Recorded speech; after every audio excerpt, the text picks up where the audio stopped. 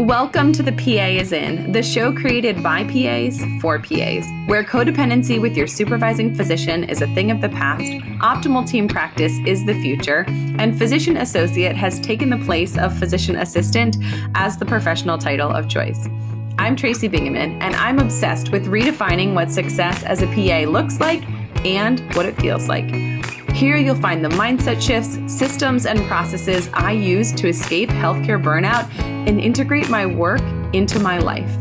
Work-life balance is a myth, and an integrated life where you thrive professionally, not a balancing act, is the goal here. My mission is to help you to grow into a unicorn PA who loves their job, has abundant energy, time to spare, and work-optional financial freedom. The PA is in. Hey there, and welcome back to another episode of The PA is In. This episode is part of a series all about financial basics. We're going back to basics when it comes to money, finances, cash flow, investing, all of these things that make up our financial lives. We're going to unpack them one by one and give you just a really basic idea, things that you should know, terms that you should understand, place that you can start in terms of understanding, creating margin in your life when it comes to money. Sarah, welcome back to the show. I'm so excited to be continuing this Back to Basics money series with you. Thanks for having me back. I'm excited to continue it as well.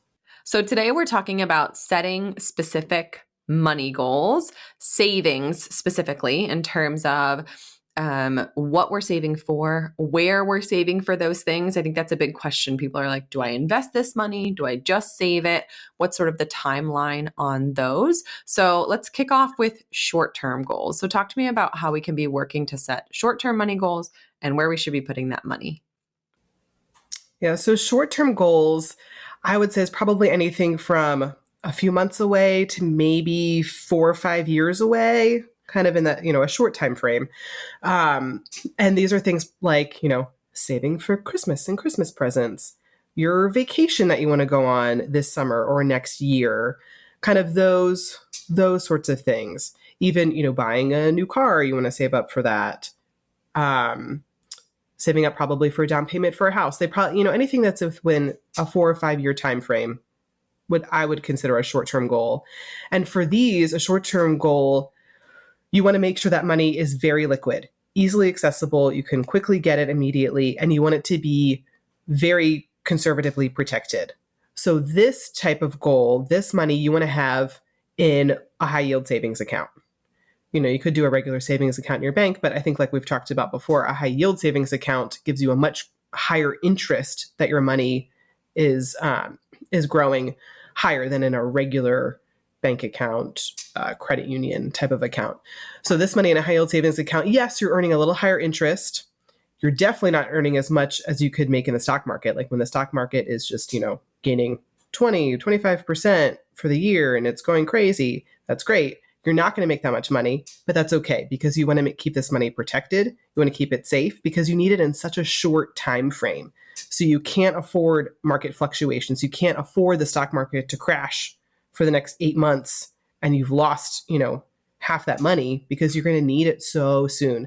So we want to make sure this money is protected and in a safe place where, yeah, it's growing what it can, but it's not going to grow exponentially, but that's okay because you want to make sure that money is protected and you can withdraw all of it because you're going to need that whole amount for whenever your trip is, whatever you're buying. You want to have that whole amount ready and available for you. Yeah. And so the fact that it's short term is less about the amount that you're saving or what you're saving for, and more about the fact that you're going to want this money sometime between now and 5 years from now. So it's more the time frame that's short term and less the amount that you're saving. Exactly. Yeah. It doesn't matter if your goal is to save $100 or to save $1,000 or $10,000. It doesn't matter. It's the time frame that we're talking about. Yes. So would you have people put a down payment for a home purchase in this category if they're planning to purchase in the next 5 years? I think I would. Because yes, I think so. Because you're going to need that. If we're going to need a $40,000, $60,000 down payment, whatever your $100,000 down payment, what our house is going for these days. And you're going to need it. Hey, we want to buy a house in the next 3 years. You're going to need that whole entire amount ready and available for you. So yes, you could put it in the stock market and hope that stock market goes in a crazy, crazy rise. But you're going to be in a lot of trouble if it's in the stock market and the market crashes. Now that $300,000 you had in there is not only worth, or, not three, maybe, the $50,000 you had in there for your down payment is now only $20,000. So now you can't get that house you wanted to buy because you don't have enough of a down payment. So yeah, you want to keep that money, even if it's a lot of money, like for a down payment, if you're going to need it in a couple of years, you got to keep that protected. So you don't lose the base of your money there. You're exhausted. You're juggling long hours, charting at home, and feeling like work is taking over your life. You keep telling yourself you'll figure out how to cut back, but the weeks fly by and nothing changes. What if I told you there's a better way? The Pathway to Part-Time is my group coaching program designed for clinicians like you, providers who want more time, more balance, and more control over their schedule without sacrificing their income or career growth. Inside, you'll get a clear, step-by-step plan to go part-time, real-world strategies to approach your employer with confidence, and a community of like-minded clinicians making the transition alongside you. No guessing, no trying to figure it out alone, just a proven process that works. Imagine waking up without the weight of burnout, knowing you have time for your family, your health, and the things that matter most, while still thriving and feeling fulfilled in your career. Spots are limited, and we are starting soon. If you're serious about working less and living more, now is the time to take action. Head to the link in the show notes to join us inside the Pathway to Part-Time today. Okay, back to the show. Which, to the person listening who's like, that feels like a waste. Like, it feels like a waste to not have this money invested and to, quote unquote, lose out on the potential gains of having that money invested. You are in this situation where you need it in the short term. You're willingly sacrificing gains in order to know for sure that it's going to be there. Yep. It's going to be there whenever you need it, whether you're going to end up needing that money tomorrow. Like, let's say a house comes on the market tomorrow and you're like, hey, let's do it. We got the money ready to go. Or you need it in 3 months or in 1 year, but you have to have that principal amount there. And if you can grow a little extra interest on your principal, great, but you have to make sure that main principal is protected and accessible. Yeah, absolutely. So what about things that are more than 5 years out? So what about those midterm or medium term money goals? I think medium term gets a little murky of like, what time frame are we talking about? What kind of goes in here? It's whatever goes in the middle. It's not short, it's not long, it's whatever's left over for the middle. So I would say medium term is probably like 5 to 10-ish years, and there's some give or take in there. And so I don't know, these are things like maybe a bigger type purchase. You could even think like maybe college savings, depending on how old your kids are. Like if you have middle school aged kids or early high school, I mean, this could be a medium-term goal. They're going to be in college soon in the next 5 to 10-ish years. Maybe some type of big purchase, like you want to have like a lake house or something, or some kind of vacation home for your family. This is probably maybe a medium-term, hey, in the next 8 years, I want to buy this vacation home type of a thing. So in here, because it's this medium time frame, you don't need it accessible super fast. So I think you probably could be a mix of having a high yield savings account where that money isn't going to grow a ton, but that money is protected and safe staying in there. You're not going to lose your principal ever. But maybe you can throw in some stock market money here. Maybe you can invest some of this money in the stock market and say, hey, I really don't think I'm going to need this money for 10 years. So I'm okay with riding that roller coaster that the stock market can be. And I'm okay. Like, I want to have some more gains. I have a little extra time here and I want some of those gains that the stock market's going to give me. So I'm okay with putting some of it, not all of it, I would say some of it in here. You could even think about putting some of this in bonds. Bonds, we've talked a little bit about, bonds can have a higher interest rate and a higher rate of growth than just a regular savings account, even a high yield savings account. Bonds will never have the growth that the stock market has. They're a little bit more protected. So this could be a good a good time to use bonds and invest in some bonds is for these medium term goals that you have some time, you're okay with a little bit of fluctuation, you want a little more growth, a little more interest, but you don't want to go, crazy. You still need to protect that money because, maybe you need it in 7 years. Stock markets can rise and fall, might not recover in that time. So this is kind of a blend of a little bit of everything in here. And I think the beautiful thing about getting control of your finances is that a lot of these things that we're talking about now, now that we've gotten like the budgeting and the investing and the savings for the retirements, and, next episode, we're going to talk about investing for your kids in terms of their future, is that a lot of these savings goals are for, I'm trying to phrase this nicely, like lifestyle improvements, right? This is like as you said, like a vacation fund, a European vacation, a second home. Maybe you want to move to a bigger home. Maybe you want to do like a huge kitchen renovation, like any of those things. In my mind, these things that we're saving for way down the line are things we really want to do to make our lives better, but also they're elective. So, like talking to medical people, they're like, it's not medically necessary that we redo the kitchen, right? Unless the kitchen is a health hazard, it's fine to have, well, I have a 50-year-old stove, right? Like, so, but it's fine. It's functioning, it's working, it's heating things up. It's not it's not a hazard, but it's more for like wants down the road that you're putting aside money. And the other thing that I've found, especially early on when I was working with clients more talking about money, is that can sound like, say you're like, oh, we want to do these, home improvement projects and they're going to cost us, $40,000. Well, that sounds like a lot of money right now. If you were like, oh, $40,000, I don't have $40,000. Well, if you say we want to redo the kitchen in 10 years, and you work backwards from that $40,000 divided by 10 years, divided by per month, that's going to give you how much you need to save.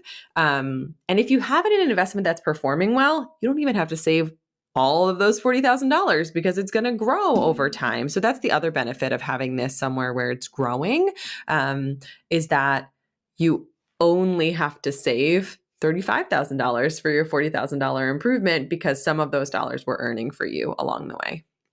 Exactly. Yeah, that's one of the benefits of these medium-term goals, these elective surgery type goals. I think that's great how you explain that. That a lot of these medium-term goals are probably more wants. They're not necessary for you in any way, but that you don't need to save the whole amount. You don't need to save, you probably need to save maybe 80-ish%, like literally the money that you're putting into your high yield savings account, your stock market fund, a bond fund if you buy one of those. You only need you literally the dollars you put in, maybe 80-ish%, and the rest is going to be interest. That money will grow in all these different places. And so, yeah, you don't need to worry about putting in literally every single dollar that you're going to need at the end. And just to clarify, when we're putting this money in a high yield savings account, you're putting it in, it's earning interest, you're continuing to add money, and you're not withdrawing anything. So you're not pulling out of that for other purchases. And a lot of the high yield savings accounts have great ability to make like buckets or specific designations. If you're saying like, hey, we're saving for both a new car and a vacation home, right? That you can, when you put money in that high yield savings account, you can allocate which of those things it's for. It goes into one account, but that account has like different buckets and you can move money around, but ultimately having some clarity, it's also more fun that way. I think like having a specific number of dollars in your high yield savings account might make you feel good for a second, especially if it crossed some major, big number milestone, but having it be, this is what we value. This is what matters to us. This is something that's really important that we want to spend, money on because we will enjoy it. That is like, oh, we're halfway to our dream home. We're halfway to, that vacation in Europe. Those things have much more sort of a positive connotation, and it's more tangible in terms of like, oh, we have $100,000 in a high yield savings account. Like, that's great, but like, what's it for? Because if you don't know what it's for and you don't have the motivation, then you're like, but I don't really want to make it 200,000, right? But if you said, we're going to have a lake house that our family and multiple generations of families to come are going to make wonderful memories because that's what we value, it feels different in terms of your motivation to do it and also just sort of enjoying the anticipation. Yeah, I think this is where you can kind of gamify the system, like turn it into a game, turn it into something fun. Number one, like you said, be very clear on your goal. What exactly are we saving for? Why are we saving for this? Why is this important to us? What do we want to do with this thing, whatever it is? So get very clear on it. And then, yeah, try and make a game out of it. It makes it more fun of saying, okay, yeah, we can put $100 into this bucket every month and we'll keep saving. And then in 8 years and 7 months, it'll be there. But you can say, hey, you know what? I have an extra $27 because I returned a shirt to Target. Let me put that $27 in here. How fast can we do this? Can we like add extras? Can we move something from this bucket to another bucket? You can make it more fun that way and make it more exciting to get you through. Because that can be the hard thing too with medium-term goals is like, it's kind of close, but it's not super close. And you're like, oh, I have to wait this like 8 years for this thing to happen. And, it can kind of be a struggle of like this in-between time. But I think that makes it fun. And I think you had an important point too, that yes, this is not an emergency fund. This is its own separate bucket inside your high yield savings account to clearly name that. And yeah, you're not mixing it. This is not an emergency fund. This is not where your regular bills of paying, your regular bills every month. This is its own separate account or own separate bucket within an account. Ever feel like your energy just can't keep up with the demands of your day? You're constantly giving to your patients, family, and team. But at the end of the day, what's left for you? That mid-afternoon crash or post-shift slump is a sign. You need better hydration. Enter Element Electrolyte Mix, packed with everything you need and nothing you don't. No sugar, no junk. Just the best balance of sodium, magnesium, and potassium to fuel your energy, focus, and stamina. Whether you're powering through a 12-hour shift or a workout, Element keeps you at your best. Don't let dehydration and fatigue steal your edge. If you're ignoring hydration now, you might be setting yourself up for burnout later. With Element, you're not only hydrated, you're reclaiming your energy and your ability to show up 100%. Element is offering my listeners a free sample pack with any order, so you can try their flavors risk-free. Head to the link in the show notes and see why Element, that's LMNT, is trusted by athletes, experts, and those who refuse to settle for less. Stay salty, energized, and hydrated. Get Element today. Yeah. And I would encourage you, mostly because this is, I don't want to say a mistake, but something that I could have done better in the past is I love to save money. So in our budget, I'm constantly like setting aside money in buckets for this, that, or the other thing. But I would historically, say we're saving for vacation, I would just keep it in the checking account for months at a time. And then maybe once or twice a year, I would put it in the high yield savings account. But that means that our checking account, which is making like 0.02% interest, that money is sitting there essentially dead in the water. It's not growing. It's not gaining. It's not the biggest deal, right? Like it's not like the majority of the vacation fund's going to come from growth. But if I have an option of earning 2 pennies or $38 on something, like I'm going to go with the $38. So move it over into the place that is the most stable and the most beneficial, depending on the timeline. So the best way to do that is to automate it. So even if you have a budget, even if you're going over it, once a month, it's easier to do if you just automate it. And that doesn't mean that if you say you put $200, that's pulling on the 15th of the month every month to go into this fund. It doesn't mean that you get a productivity bonus, your spouse, there's found money, something happens. You can always put more, just manually one-time transfer, but setting it and forgetting it means that you can't mess it up unless you do something. So like if you want to stop it, you have to go in there and turn off the transfer. And then you have to have a conversation with yourself about like, did our lifestyle creep up so that we can't make this transfer? Did we decide that this isn't a priority? Did we incur some unexpected expenses? Did we change direction? All of that is fine, but you need to be intentional about it, and having that automatic transfer set up holds you a little bit more accountable to the savings goal of backing up into how much you have to save a month to achieve that goal. Mm-hmm. Exactly. Yeah. Just like we talked about automating your investments into your IRA, your 401k, your 403b, automate these shorter, medium-term savings goals. Absolutely. Yeah. I mean, this will air a little after the first of the year, but it is the first of the year. And I feel like everyone is talking about habits and systems and those kind of things. But like the best kind of habit is the one that's happening that you don't have to do anything for. So, automating that investing, automating that savings, doing these things to like quote unquote pay yourself first or make sure that these things are being funded is so important, because if we rely on us to do it 12 times a year, we're not going to do it 12 times a year. So let's set it up so it does it automatically. Yes. All right. And then let's wrap up with long-term money goals. So things that are really way, way in the future. We're going to sort of not talk about retirement because we've talked about that in other episodes, but this is sort of long-term goals for purchases or savings outside of retirement. Mm-hmm. Yeah. So, and technically, I guess retirement could be obviously everyone's long-term savings goal is I want to retire at some point, but a long-term goal is anything that's probably 15-ish years to 20 years or more, 20, 30, 40 years. So that's how retirement can fit into a long-term savings goal because, for some people that's 40 to 50 years in the future. But other long-term savings goals, again, like these could be things, what do you want to do in your retirement life? Do you want to travel the world? And so you want to, I don't know, do you want to buy a yacht and sail around the world? Do you want to visit every single country? Do you want to send your kids to college? And how are you saving for that? We'll talk about that more in the next episode too.